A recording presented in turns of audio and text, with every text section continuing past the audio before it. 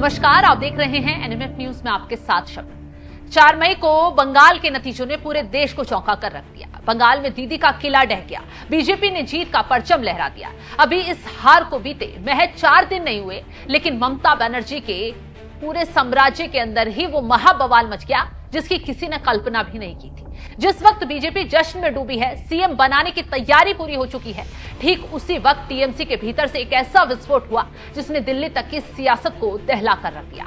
ममता की सिपह सलार ही अब उनके खिलाफ मैदान में उतर आए और जानते हैं क्या कर, युद्ध छेड़ने। ऐसे ऐसे खुलासे ममता के खिलाफ किए गए हैं, सुनेंगे तो आपकी जमीन हिल जाएगी। दरअसल 6 मई को जब ममता बनर्जी ने अपने नवनिर्वाचित विधायकों की पहली अहम बैठक बुलाई तो वहां जो हुआ उसने टीएमसी की एकता के दावों की परतें खोलकर रख दी। कुल 80 विधायकों में से 10 विधायक मीटिंग में पहुंचे ही नहीं। यह सिर्फ अनुपस्थिति नहीं थी, बल्कि यह ममता के नेतृत्व को खुली चुनौती थी।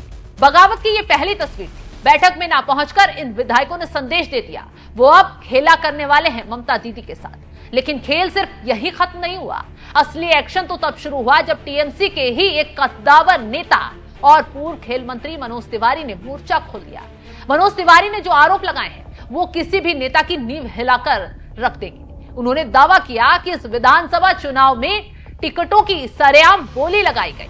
और किसने लगाई सुनेंगे, टीएमसी ने लगाई। मनोज तिवारी का सीधा आरोप है कि टीएमसी ने उनसे खुद टिकट के बदले 5 करोड़ रुपए की मांग की थी।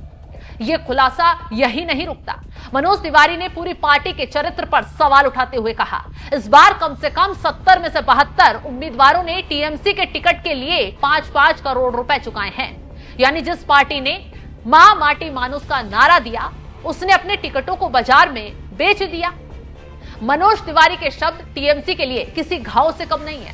साल 2021 से 2026 तक ममता सरकार में खेल मंत्री रहने वाले इस दिग्गज ने कहा कि मंत्री के तौर पर उनके पास चाय और बिस्किट खाने के अलावा और कोई काम ही नहीं था। उन्हें सिर्फ नाम का मंत्री बनाकर एक कोने में बैठा दिया गया था। और काम कौन करता था? सारा जो लेखा जोखा सब कुछ ममता बनर्जी और उनके चहेते संभालते थे, जबकि उनके पास करने के लिए कुछ नहीं था। मनोज तिवारी ने स्पष्ट रूप से कहा कि उन्हें काम नहीं करने दिया गया।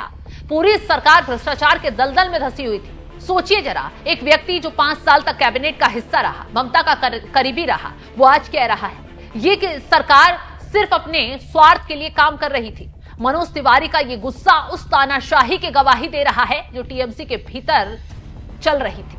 उन्होंने साफ कह दिया कि उन्हें ममता बनर्जी की इस हार से कोई हैरानी नहीं हुई है, क्योंकि जनता ऐसी भ्रष्ट व्यवस्था को ज्यादा दिनों तक बर्दाश्त नहीं कर सकती थी। और ममता कह रही हैं कि उनके साथ जो नतीजे आए हैं वो साजिश है। जो लोग क्रिकेट को जानते हैं उनके लिए मनोज तिवारी किसी परिचित के मोहताज नहीं है। वो भारत के एक अंतर्राष्ट्रीय स्तर के क्रिकेटर रहे हैं। उन्होंने अपनी मेहनत से टीम इंडिया की जर्सी पहनी, बंगाल की तरफ से डोमेस्टिक क्रिकेट में रनों का पहाड़ खड़ा किया।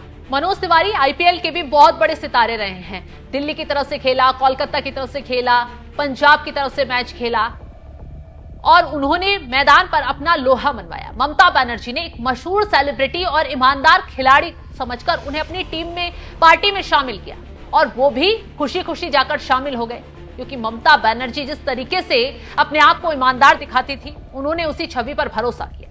क्योंकि सपने बहुत कुछ करने के थे, उन्हें खेल मंत्री की कुर्सी भी दी गई, लेकिन आज वही खिलाड़ी ममता की सियासी पारी को खत्म करने के लिए मैदान में उतर आए। मनोज तिवारी का भ्रष्टाचार के खिलाफ यह हमला टीएमसी के लिए आत्मघाती साबित हो रहा है। उन्होंने ममता बनर्जी की परतें खोलकर रख दी हैं। तो ममता की हार के जख्म अभी भरे नहीं थे कि अब अपनों का खुलासा ममता को कहीं ना कहीं और ज्यादा घायल कर रहा है। अब हालात ये हैं कि ममता की अपनी ही पार्टी के भीतर कई विधायक और नेता अंदर ही अंदर इस हार का जश्न भी मना रहे हैं। खुद ममता बनर्जी भी हाल ही में ये स्वीकार करती नजर आई हैं कि वो जानती हैं कि उनके अपनों ने उन्हें धोखा दिया। वो जानती हैं कि पार्टी के अंदर कई लोग चाहते थे कि ममता का यही हाल हो। खैर, मनोज तिवारी की गुस्सा सिर्फ यही खत्म नहीं हुआ, ये तो गुस्से की पहली लहर है। आने वाले दिनों में आप देखेंगे कि एक एक करके टीएमसी के कई बड़े चेहरे या तो सार्वजनिक रूप से ममता बनर्जी के खिलाफ खड़े होंगे या फिर पार्टी छोड़कर नई राह चुन लेंगे। विधायकों की मीटिंग में 10 लोगों का ना आना इस बात को साफ संकेत करता है कि दीदी का तिलिस्म अब टूट चुका है। टीएमसी का यह जहाज अब डूबने की कगार पर है। अभी तो पार्टी को जनता ने ही नहीं चुना, लेकिन अब जो पार्टी के खुद के नेता हैं वो अब अपना दूसरा रास्ता तलाशने की फिराक में लगे हुए हैं। जिस भ्रष्टाचार को ममता ने छिपाने की कोशिश की, उसे उनके ही सबसे भरोसेमंद साथी ने सड़क पर लाकर खड़ा कर दिया है।